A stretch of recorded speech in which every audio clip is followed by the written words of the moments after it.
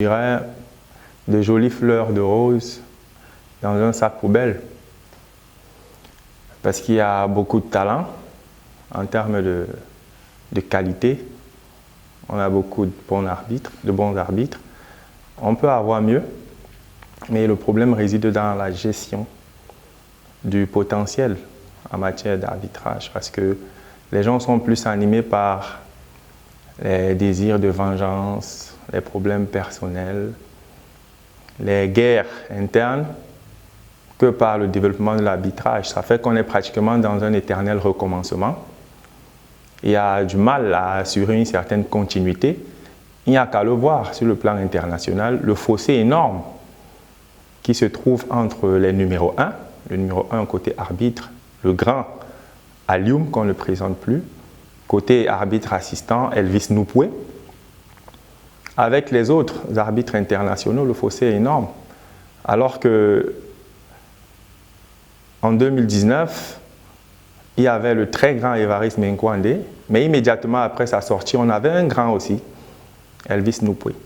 Donc cette rupture-là est liée au fait qu'il y a beaucoup de problèmes dans le management des arbitres qui font en sorte que la continuité ne soit pas très bien assurée.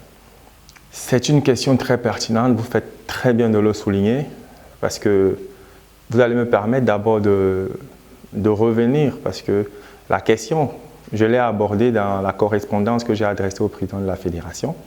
Elle faisait partie du premier pan des objets de cette correspondance, parce qu'il faut rappeler ici que cette question de l'émolument est très complexe.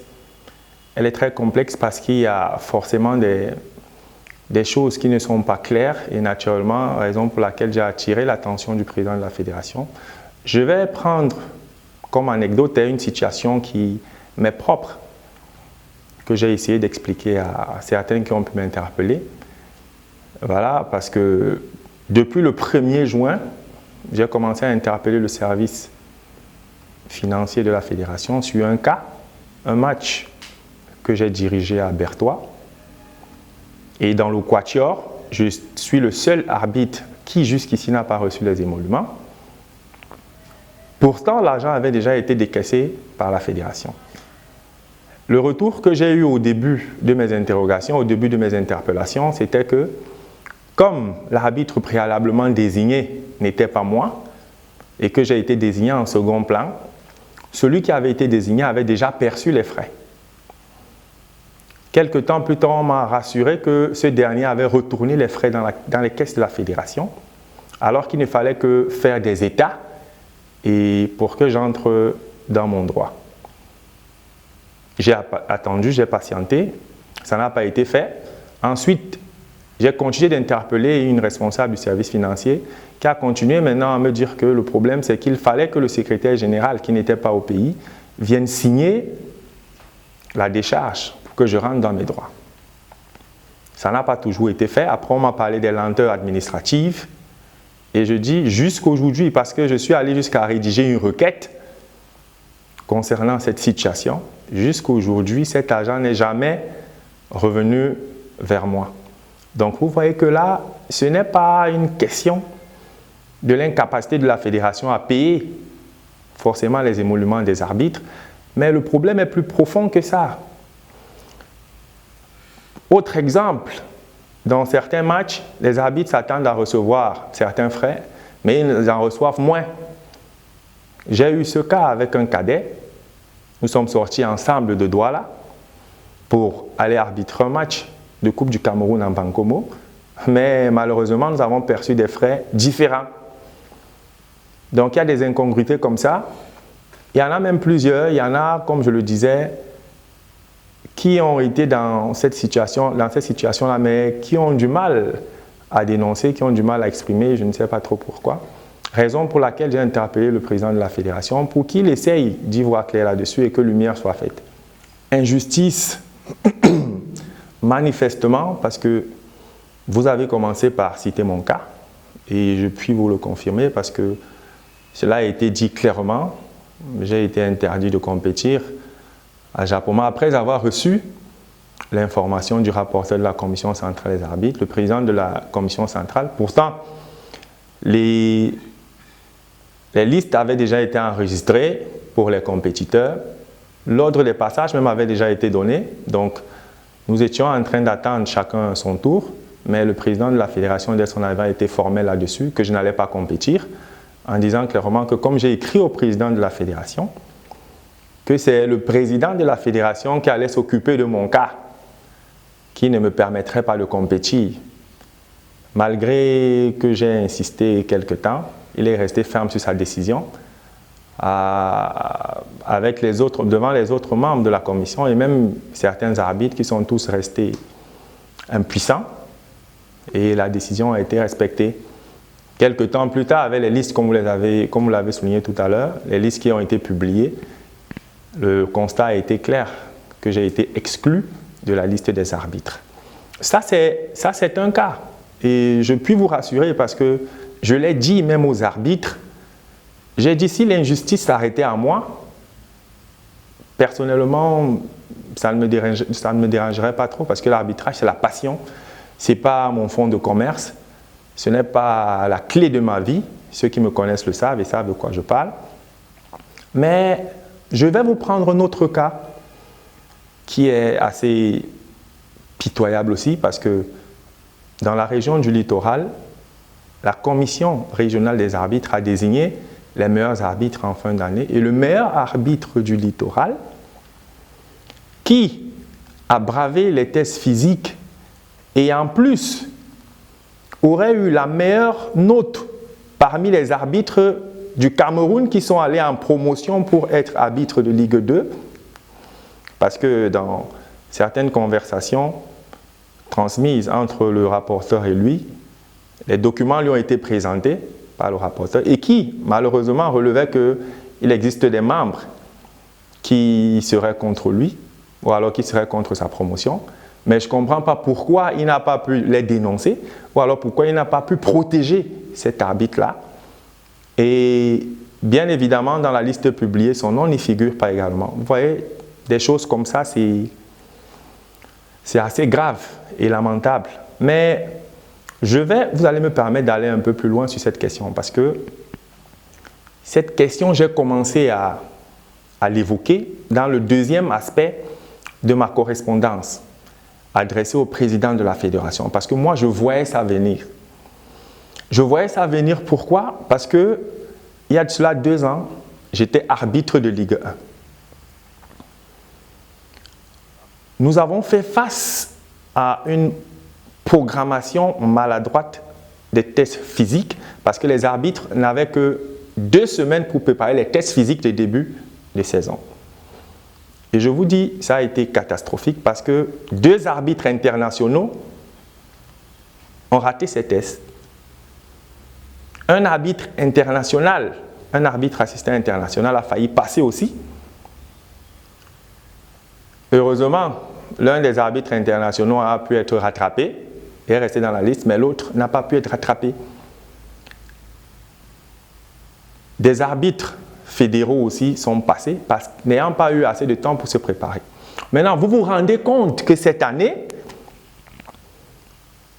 les arbitres se retrouvent pratiquement dans un même schéma. Ça veut dire avec des tests physiques annoncés pour une seule semaine de préparation. Maintenant, plus incohérent, c'est la séquence d'événements qui ont mené à cette publication d'informations liées aux tests. Je l'ai relevé également dans la fameuse correspondance parce que si vous remarquez, les listes ont été publiées.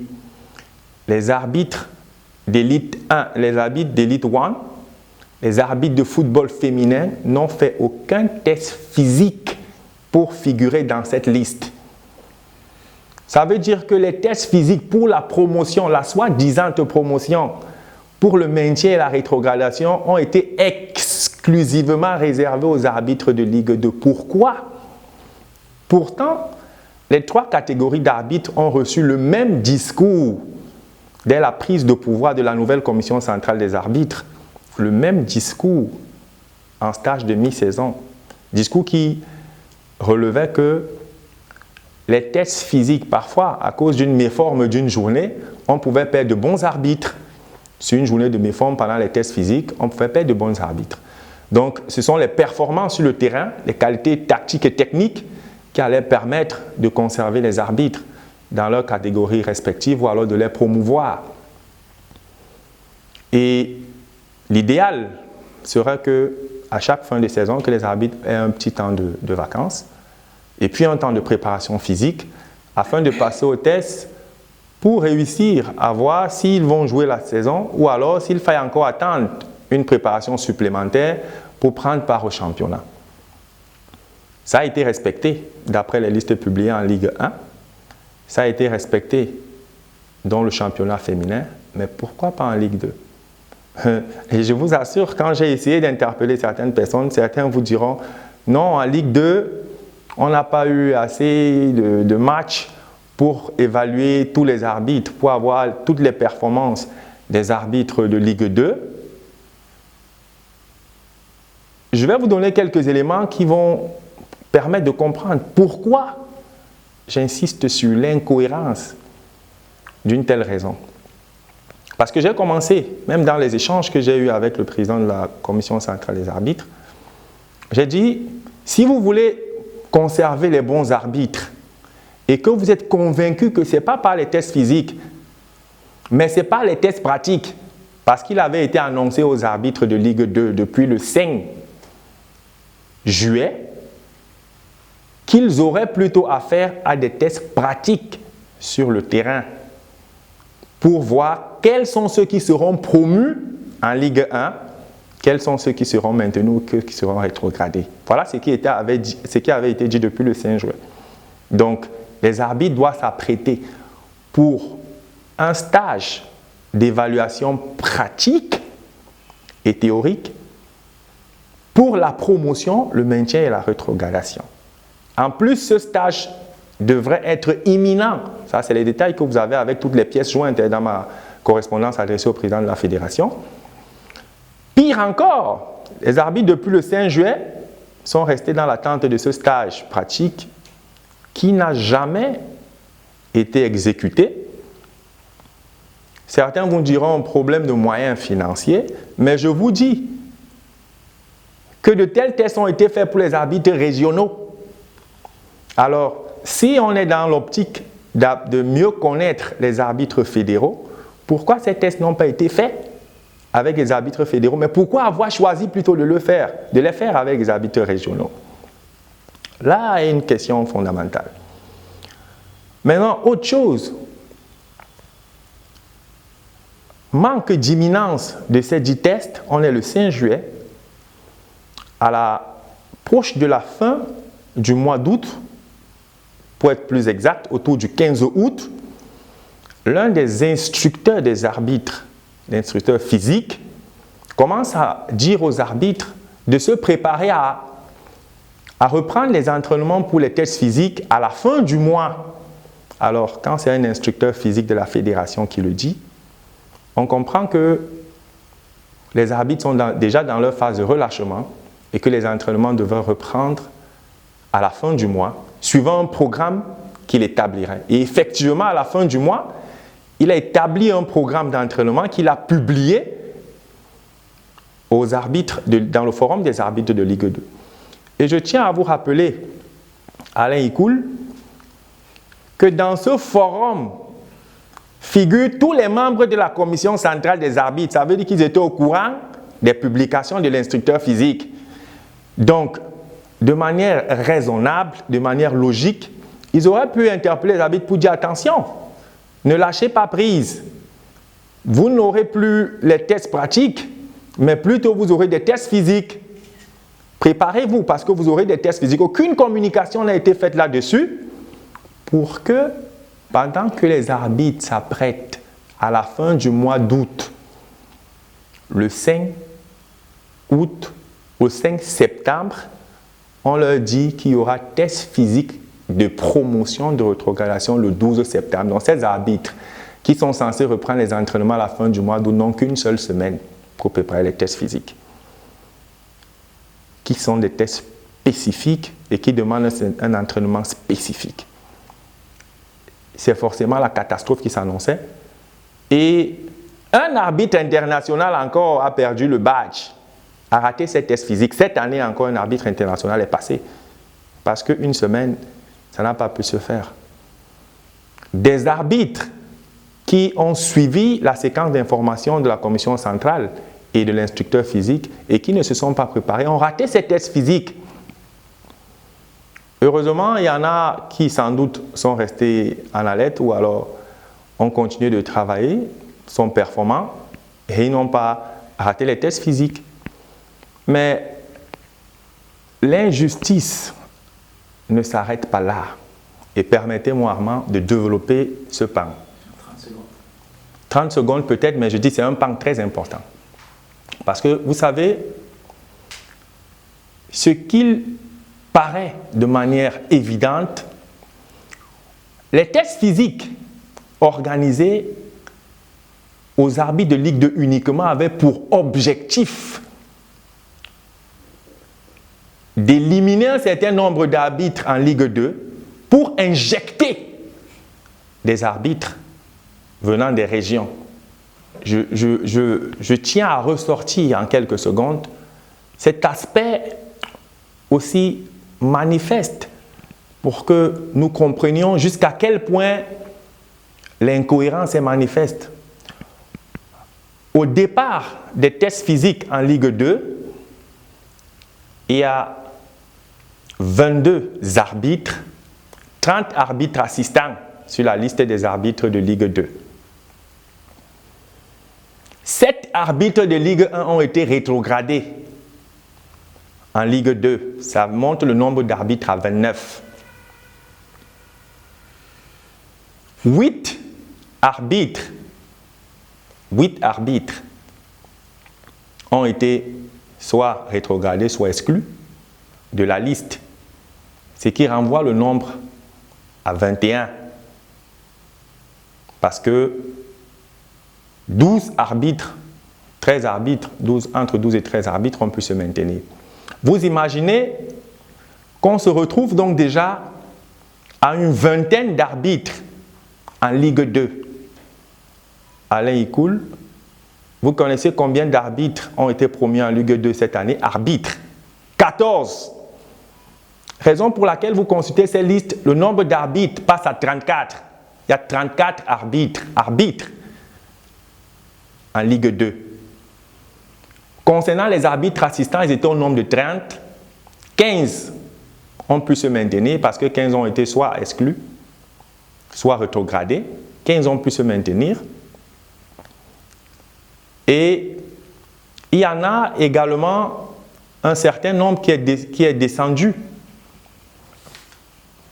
de la Ligue 1 pour venir compléter la liste, une dizaine. Donc ça fait un total de 25 arbitres qui étaient déjà prédisposés pour la Ligue 2.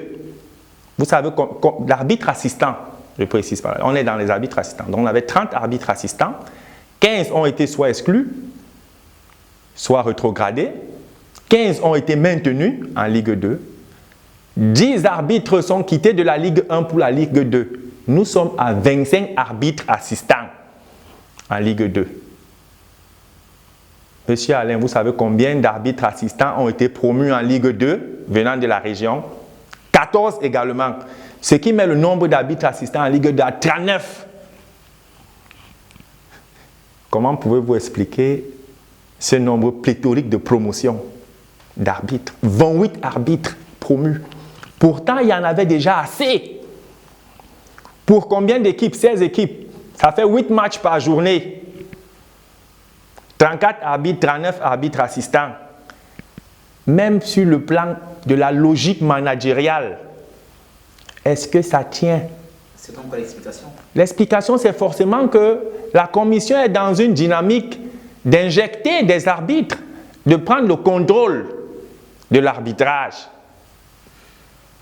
Il fallait à tout prix injecter des arbitres en élite tout. C'est pourquoi il fallait trouver des mécanismes pour enlever, exclure des arbitres d'élite tout. Et c'est forcément la raison pour laquelle les arbitres d'élite tout ont été contraints à faire des tests. Et je vais aller plus loin dans cette injustice, Alain. Des arbitres d'élite qui ont bravé les tests physiques, anciens arbitres d'élite et des expérimentés même pour certains, qui ont bravé des tests physiques et qui ont fait des tests écrits, ont été purement et simplement rétrogradés.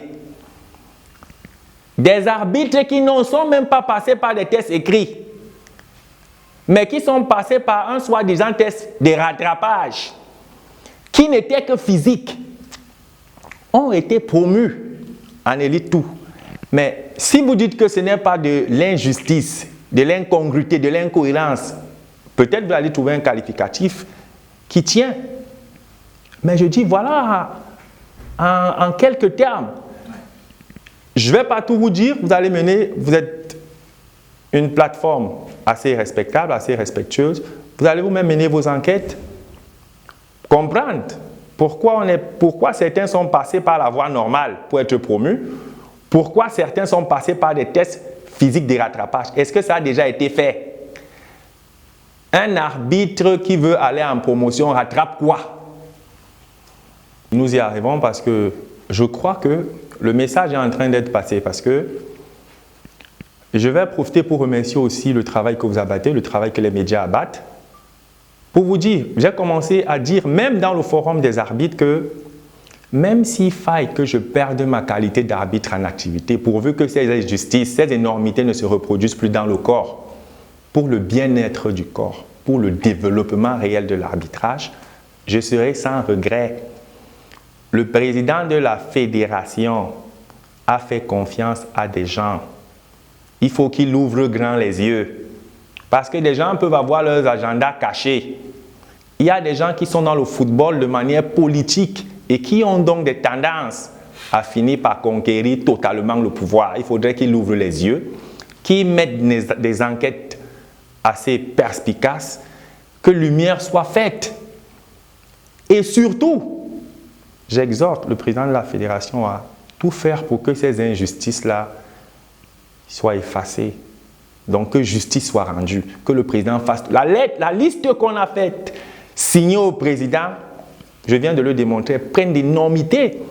Et c'est sale, c'est salissant de faire le président signer une telle liste pleine d'autant d'injustices.